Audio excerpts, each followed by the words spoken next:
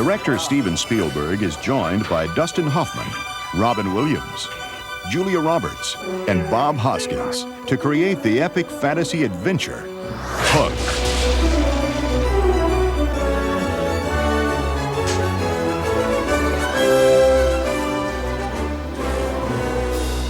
Inspired by author J.M. Barrie's classic 1904 stage play, Peter Pan, Hook is the all-new story of Peter as a grown man with no memory of who he once was. Peter, don't you know who you are? Peter Banning is a man who's forgotten how to enjoy his life. He's a man who has no imagination. And the twist on this story is he once had imagination personified.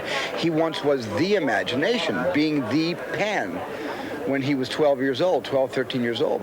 When he came and he grew up, he lost his imagination and he became sort of a face in the crowd. And his kids are kidnapped by Captain Hook and taken to Neverland. He's come back to seek his revenge. Have to fly, have to fight, have to save Maggie, have to save Jack. Okay, back. Who? Well, this fantastical world suddenly intrudes into your real world, takes your children and goes away. And then you're told that no, if you want them back, you have to become Peter Pan. Snap! Hoffman! This is, the beginning. And it's like an exorcism. He has to kind of get back and bring out this little boy that he's buried for 20-some-odd years. Let's fly! Oh, my God, where are we going? To Neverland. Where? Returning to the long-forgotten world of his youth, Peter is forced to confront his old nemesis, the vengeful Captain Hook. Hello, children. Comfy? Those are my kids! Those are my kids! I think that what mortally wounds Hook in the first scene he has with Peter Banning is the fact that there's very little difference anymore between Captain Hook and Peter Pan. That Peter Pan became Peter Banning, who grew up to become Captain Hook. And I think that really hurts Hook a lot. Is it you, my great and worthy opponent? But it can't be. Not this pitiful. There's something admirable about Hook, and therefore dimensional, because at least Hook doesn't kill him outright. He says, oh, so you're Peter Pan. He says, but you're not the Peter Pan I knew. It's not fulfilling to kill Peter Banning. It's fulfilling to kill Peter Pan. You promised people the war of the century. Mortal Kombat, glory. Hulk versus Pan! 1 week and I'll get him in shape. And you can have your dirty old war. 2 days. 4. Bare minimum for a decent Pan. 3. Final offer. Done. Guided by Tinkerbell, Peter's journey takes him through the magical world of Neverland.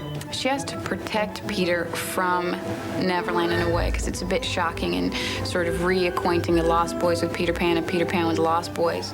Kill the lion!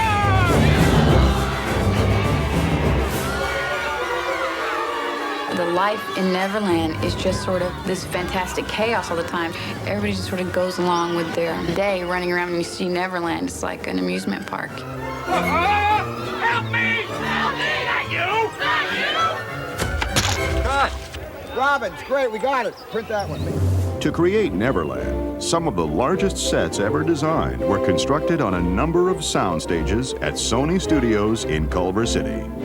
After 6 months' work, Pirate Town, Hook's Galleon, and the rest of Neverland were ready for filming. The sets themselves were so, as elaborate and as crazy as they looked, and as big on such a scale, there was something kind of very, very real and very human about it, too. The town had such sense of detail that it didn't look like a set, it looked like a town. People spend hours and days carving out a thing like this and the meticulousness of everything. I mean, you have a whole soundstage going up that high, and you have a ship that big, and you go to the next soundstage, and you got Neverland, then you go to the other place, you got another piece of Neverland. I mean, it is magic, and no one had ever seen the likes of it. In addition to the sprawling stages of Neverland, detailed oversized set pieces were created to place Tinkerbell in proper perspective. All the oversized sets were great. I mean, you know, I'd be on a table, a huge table, with vegetables so big that I looked really tiny. And I told Steven he would have saved a lot of money if he'd hired a shorter actress, but he didn't, so.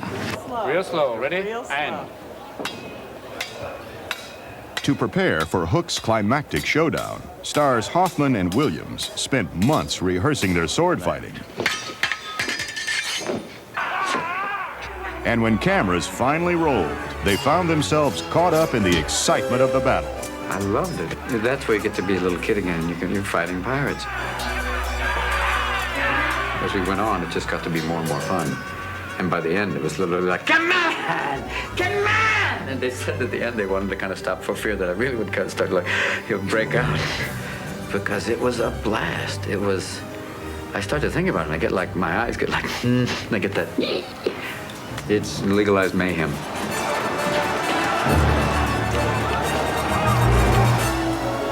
It's a juggling act because it has so many different levels. We have huge sets, we have special effects, but this isn't really a movie about sets and battles and special effects and believing the Tink can fly and believing that Peter can fly and things like that. You know, this is sort of a story about close-ups. This is a story about Peter and Hook and Peter's family. And in that sense, there's an intimacy and there's a tenderness in a lot of this movie. Peter Pan.